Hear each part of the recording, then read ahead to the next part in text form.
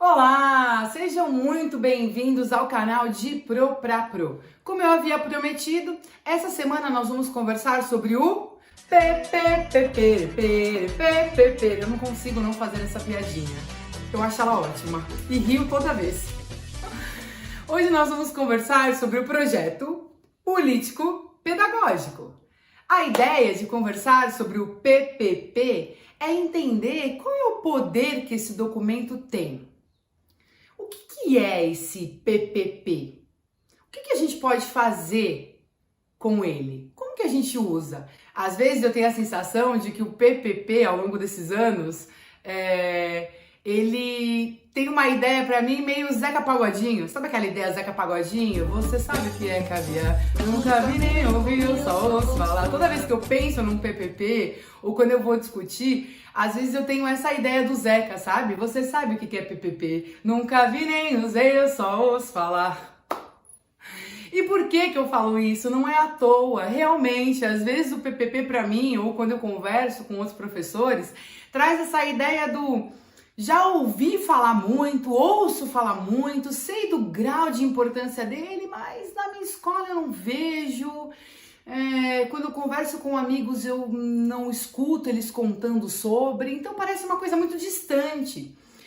Quem fez pedagogia sabe o grau da importância desse documento. É muito frisado na escola, na universidade, o quanto a gente precisa usar esse PPP como base da nossa conduta. Certo? Tá lá descrito na LDB de 96 a importância das escolas criarem esse documento para materializarem a identidade dessa comunidade. Então, agora nós vamos conversar um pouquinho sobre o que é esse PPP. Então vamos lá.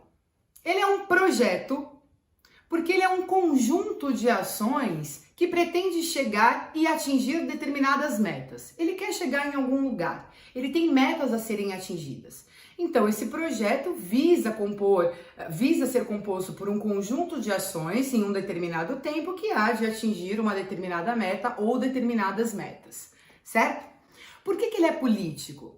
Porque a escola, sendo um recorte, uma fatiazinha da sociedade, tem como intenção ou como proposta formar essa criança, esse aluno, né, de forma integral para que ele possa atuar na sociedade, lendo essa sociedade e modificando-a. Então, quanto mais instruídos nossos alunos são dentro da escola, quanto mais conhecimento, quanto mais completos eles forem, melhor o poder de atuação deles dentro da sociedade, de forma individual e também coletiva. Por que a gente fala que ele é pedagógico? Porque ele organiza as atividades e as estratégias para a gente conseguir chegar nas metas propostas. E todas essas estratégias, todas essas atividades, elas são determinadas, são construídas à luz de teorias, à luz de teóricos. Então ele é pedagógico porque ele conta pra gente qual teoria, qual teórico, qual perspectiva, qual olhar, qual viés que nós vamos usar para compor essas atividades que vão nos ajudar a atingir as metas determinadas no projeto, certo? Então é isso que significa o PPP. E por que o PPP é bom? Quando nós temos clareza de onde nós queremos chegar, de quais estratégias nós vamos usar e qual que vai ser o resultado final, onde que isso vai culminar, fica muito mais fácil de nós conseguirmos executar. Então, quando a gente consegue imprimir num papel, num registro, a identidade de uma escola, quando a gente consegue contar para o outro, por meio desse documento, como essa minha escola funciona, como é que essa escola é vista, fica muito mais fácil dos participantes saberem como atuar. É sempre importante lembrar que não é a escola que se adequa ao PPP, mas é o PPP que se adequa à escola. Nesse documento, conforme você registra as estratégias, as metas a serem atingidas, os objetivos finais a serem atingidos, a tendência é que nós consigamos ter métrica. A tendência é que nós consigamos parar, avaliar o cenário, onde estamos, onde queremos chegar e o que é que nos impossibilita ou o que é que viabiliza essa nossa chegada. Toda escola tem as suas vulnerabilidades e suas potencialidades. Quando nós temos isso registrado, fica muito mais fácil de modificar a estratégia. Fica muito mais fácil de adequar as estratégias para atingir determinado resultado. Então, o bom do PPP, a importância dele é que ele imprime num documento, num papel, a identidade dessa escola. Quem compõe essa escola, onde ela se localiza, qual é a missão, quais são as famílias, qual é a participação das famílias, dos alunos, o que essa escola quer. Acho importante frisar também que o PPP, hoje em especial, ele precisa se debruçar sobre a BNCC, sobre a Base Nacional Comum Curricular. A base, ela diz para nós, tanto na escola pública quanto na escola particular, o que é que nós temos que ensinar para os nossos alunos. Quais metas nós temos que atingir especificamente de conhecimento, desde a educação infantil até o ensino médio. Então lá na base está dizendo, olha, isso é o que todo mundo tem que saber, da educação infantil até o ensino médio. Como vocês vão fazer, qual samba, qual tom, qual ziriguidum que vocês vão dar, vocês vão colocar no projeto de vocês. Porque esses conhecimentos, eles precisam ser atingidos, mas eles vão ter que se adequar à realidade dessa escola, ao público dessa escola, às famílias. Percebe? Sendo assim, para que nós saibamos onde chegar, é preciso primeiro fazer uma análise. E o PPP é isso, ele é essa análise da comunidade. Ele é o registro desse lugar, desse espaço, dessas pessoas. E ele nos ajuda a moldar, a modificar estratégias, certo? E por que eu comecei contando isso? Porque eu já trabalhei em algumas escolas, eu tenho professores que trabalham em outras escolas, eu conheço algumas pessoas que dizem pra mim, o PPP, Zeca Pagodinho, nunca vi nem ouvi, eu só ouço falar. Mas você sabe o que é caviar? Você sabe o que é PPP, né? Nunca vi nem usei, eu só ouço falar, é isso. Muitos amigos comentam comigo, isso não existe, na minha escola é assim, a gente tem um planejamento do semestre, o que tem que fazer e toca de pau. E bota lá no planejamento do semestre e vai embora. Bota no planejamento da semana, né, no semanário e vai embora. E a gente esquece dessa identidade, a gente esquece como é que é o trato com esse aluno. E aí é interessante pensar que ao longo desses meus anos na educação, em escolas e convivendo com pessoas, eu vejo o quanto é prejudicial não tê-lo. Eu percebo que nós, educadores, quando nós não temos esse documento, essa linha, esse fio de conduta sendo martelado na nossa cabeça ou nos possibilitando visitar, a gente fica meio perdido, eu tenho a sensação de um trabalho solo, sabe? E eu conto esse caso, retomando, porque eu já trabalhei em escolas onde não havia isso, eu fazia um semanário, um planejamento da semana, um planejamento do semestre, dependendo da escola, um planejamento anual. Já passei por situações assim. E eu percebia que cada professor dançava no seu ritmo, que o trato com os alunos e com as famílias ficava muito a critério de cada educador, do fazer, do desejar de cada educador. A direção agia de um jeito, os professores de outro, os funcionários de outro. E os nossos alunos, que são o objetivo principal do nosso PPP, porque tudo que a gente faz é para atingir o ensino-aprendizagem deles, é para garantir a aprendizagem deles. E eu percebia que os nossos alunos ficavam sempre à mercê da vontade do professor, do desejo do professor, do que o professor dava ou não conta de fazer. Só que é importante lembrar que o professor ele se forma na praxis diária, ele se forma no dia a dia, no cotidiano. Então, sem esse documento, o professor ele fica um pouco à deriva do conhecimento de mundo que ele tem, do que ele pesquisa, se ele pesquisa, do que ele entende, se ele entende. Fica uma coisa muito solta.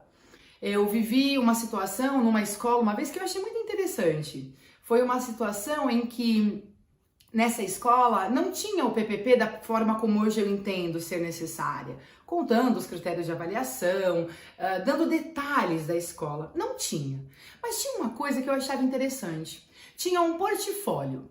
E esse portfólio tinha o registro de qual era a missão da escola, qual era a tarefa dos professores, qual era a tarefa dos alunos, qual era a tarefa da família. O que nós queríamos no resultado final junto a essas crianças e como comunidade. E eu me lembro que era um encarte super simples, que ficava distribuído por toda a escola. Ficava distribuído na mesa dos professores, na entrada, na secretaria, quando os pais iam tirar dúvidas ou fazer matrícula, ou o que quer que seja, o que quer que fosse. E era interessante pensar que eu era educadora, todos os professores agiam da mesma forma.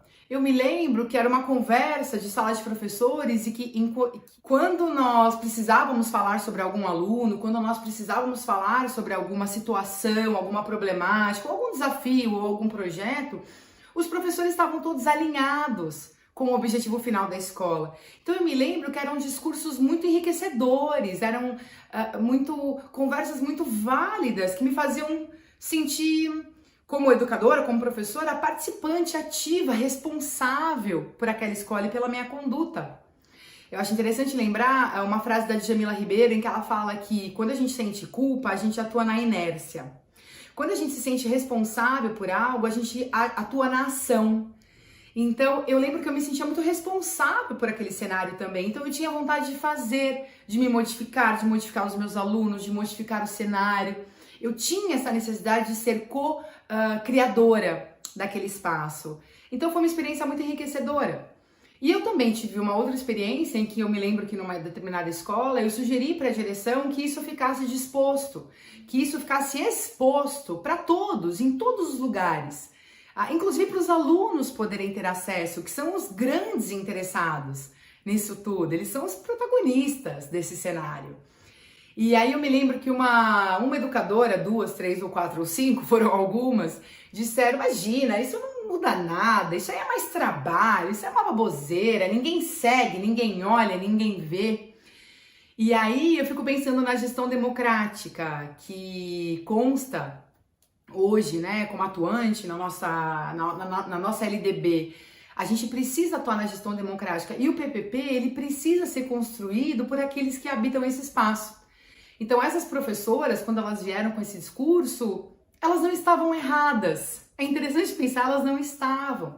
Porque se elas não participam, se elas não palpitam, se elas não se sentem pertencentes àquilo, como é que elas vão achar aquilo importante? Como é que elas vão entender a importância, o poder que esse documento tem de unificar?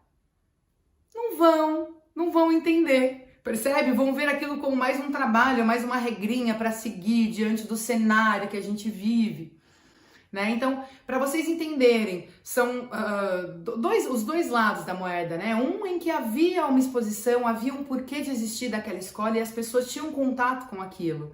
Eu me lembro que eu até lia para os meus alunos, falava, olha, aqui nessa escola, as crianças dessa escola precisam caminhar dessa forma para que tudo funcione. E eu lembro que eles mesmos falavam, não, mas aqui nessa escola não é assim, não é? Então eles se sentiam parte. Enquanto em outra, as pessoas viviam, né, como Nóvoa diz, cada um na sua sala, fazendo da sua forma, dando conta da dinâmica do dia, da prova, do conteúdo, do aluno, inclusão, não é inclusão, tem que fazer tarefeiro. Né, aquele professor tarefeiro. Quando a gente não tem essa ideia de unidade, fica aquele professor cumprindo tarefa. E aquele aluno cumprindo tarefa. E todo mundo na tarefa. Então, é importante a gente pensar, esse documento, ele unifica. Ele faz com que as pessoas caminhem para um mesmo lugar. E se nós não temos o PPP, o que é que acontece? A escola fica entregue à deriva. Hoje, a gente precisa ter clareza do quão importante é a participação das famílias, dos professores, dos funcionários, da gestão, do corpo gestor dentro desse documento. As famílias são os nossos grandes parceiros, em especial nos dias de hoje, em que a gente percebe que há uma terceirização da educação. Se nós, como escola, não dissermos para os pais que eles têm o direito, como está lá no ECA, no Estatuto da Criança e do Adolescente, ele tem o direito de participar, de assistir, também está na LDB, na Constituição, de assistir, de acompanhar, de educar o seu filho. Ele tem o direito de dar pitaco na escola, de falar, epa, mas que caminho que é esse aqui? Para onde que a gente está indo? Né? Se nós não colocarmos essa família a par do que é essa escola, de como essa escola funciona e de qual a responsabilidade deles, essa terceirização da educação vai continuar. Eles vão continuar pensando que a gente sabe que acontece. Deixa o meu filho, fecha a porta, vou embora. Filho, tem lição, tem prova, tirou 8, tirou 10. Estuda mais. Ai, você levou falta. Ai, você chegou atrasado. É tudo muito superficial. E a gente esquece que educar o indivíduo é um processo, é uma construção. Então, quanto mais a escola coloca essa família, esse aluno, esse professor, esse corpo gestor como partes necessárias de uma casa, como partes que precisam ser sólidas, que precisam ser fixas sobre os seus papéis, vai ficar a batata quente sendo jogada de um para outro, que é o que a gente sente hoje, né? Joga pro pai, culpa dele. Não, o professor que não fez. Não, a direção que não viu. Vai jogando a tal da batata. E quando a gente tem determinado qual o papel de cada um, fica muito mais fácil caminhar. Então, o perigo de nós não termos um PPP, um alinhamento, de nós não termos a identidade dessa escola impressa num documento e de fácil, dá uma frisada nisso, de fácil acesso para todos que compõem essa comunidade. Funcionários atuando como bem entende. Quando eu falo funcionário, eu falo segurança, o inspetor, a cozinheira, o pessoal da limpeza, a equipe de limpeza, da secretaria. Se nós não dizemos, se nós não mostramos para essas pessoas o que é essa escola, cada um vai agir de acordo com o seu background, com o seu conhecimento de mundo. E lembrando, eles fazem parte daquela comunidade, então eles precisam se inteirar do que é aquela comunidade, certo? Então, funcionários aleatórios, professores fechados na sua praxis, com aquela falsa ideia de autonomia. Fecha aqui, faço o que eu quero e dou conta, e o resultado sai e vou embora. Então, dentro daquela fationa que é a escola, tem uma fatinha que é o professor. E o trabalho fica cada vez mais solo, e o trabalho fica cada vez mais pesado, porque carregar uma turma nas costas, dando conta, com a porta fechada, para alguns pode parecer fácil, mas dentro dessa ideia complexa que é a escola, não agrega, percebe? Não agrega, porque a gente tem vários perfis de professor. Então, se cada um adequar a sua maneira, imagina quantos professores essa criança vai ter ao longo de uma vida, e dentro daquela escola, olha a confusão mental que é, né? E a gente fala de uma educação que integra, certo?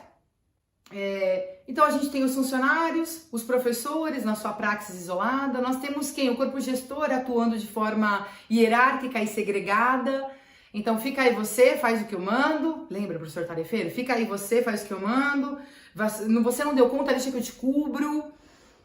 E aí os papéis, as funções não ficam definidas sobre quem é o diretor, quem é o coordenador, o que cada um deles precisa fazer para desenvolver esse professor, porque o papel do coordenador pedagógico é esse, desenvolver o professor, assim como da orientação educacional é cuidar dessa família, de como é que essa criança aprende, qual que é o papel da família.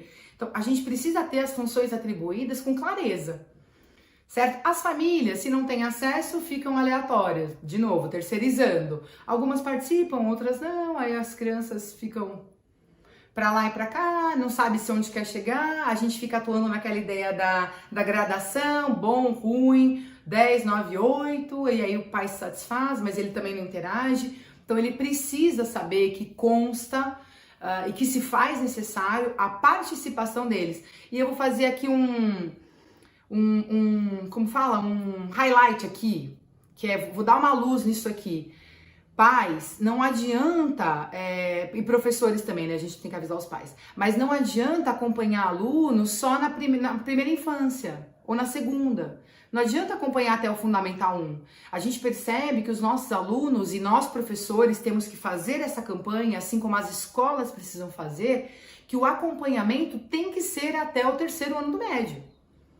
Quando esses pais entendem que eles precisam acompanhar o desenvolvimento do filho, não quando o filho é pequenininho, mas em especial quando entra na adolescência e segue ali até os seus 17, 18 anos, o pai tem que estar ali, muito participativo, porque são cobranças, a dinâmica é outra.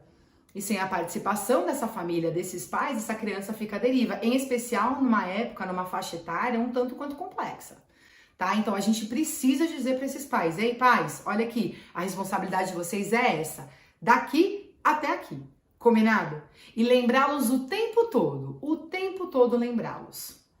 E os nossos alunos, eu acho importante também colocar esse documento à disposição deles para que eles entendam qual é a responsabilidade deles como alunos. Porque senão a gente entra muito naquela ideia de que nós falamos e eles executam, nós falamos e eles executam. E não é assim. Hoje a gente entende que a educação ela se faz num diálogo e que nós, professores, somos mediadores dos conhecimentos que faltam, ou que precisam ser adquiridos para eles, para que eles tenham essa educação completa. Então eu preciso dizer, ei, veja, não, mas espera aí, isso é responsabilidade sua. O ano passado eu passei por algumas situações assim que eu dizia, peraí, mas eu te mostrei o caminho. Eu disse para você, essa é a atividade, essa é a proposta. O que faltou para você realizar? Como é que eu posso ajudar você a cumprir com a sua tarefa? Nós precisamos responsabilizar os alunos pelo papel deles também como alunos. Lembrando que tudo aquilo que ganha luz, ganha força. Se nós dermos luz para essa autonomia, para esse poder, para essa potência que são os nossos alunos, alunos marombados, alunos fortes. Se nós dissermos para eles, vocês têm autonomia para agir, nós precisamos caminhar para cá, como que vocês querem ir? Como que vocês vão fazer para chegar lá? O que eu posso fazer para te ajudar, professor mediador? Nós teremos alunos autônomos, empoderados, para buscar o conhecimento que lhes falta, certo? Então o PPP, ele traz essa perspectiva, contar qual é o papel dessa escola e qual que é o papel de todos esses que integram essa escola. Então fica aqui o meu convite para você. Eu também sou educadora e penso nisso e quero fazer isso. Voltando às aulas, deixa eu dar uma olhada onde é que está o PPP dessa escola. A gente tem? Não tem? Será que a gente não pode construir? Será que dá para a gente modificar isso que já tem? O ideal é que esse projeto seja revisto anualmente. Ou que tenha uma meta a cada 2 anos. Mas que seja visitado, que seja revisitado, que seja remodelado, que as estratégias sejam alteradas para atingir aquele determinado fim. Mas é um documento que não pode sair do nosso radar, não pode sair do nosso campo de visão. Ele tem que ser o nosso norteador, certo? Então deixa o meu convite para você. Você sabe onde é que está o PPP da sua escola? Legal perguntar. Já tentou? Pergunta e me conta depois. Me conta a experiência que você tem com o seu PPP. Eu vou fazer questão também de compartilhar a minha. Tá bom? Fica aqui o meu recado, fica aqui o meu convite. Vamos pensar sobre isso, vamos tentar ver como é que a gente pode se responsabilizar por esse documento de suma importância para o nosso desenvolvimento como educadores e para o desenvolvimento da nossa comunidade. Muito obrigada pela atenção de vocês. Um beijo e na próxima quarta, de novo, ao meio-dia, vídeo novo no canal. Se não se inscreveu, passa lá, se inscreve, ativa o sininho, manda um comentário. O que mais? Manda um comentário, manda sugestões. Combinado? Um beijo de pro pra pro. Tchau, tchau.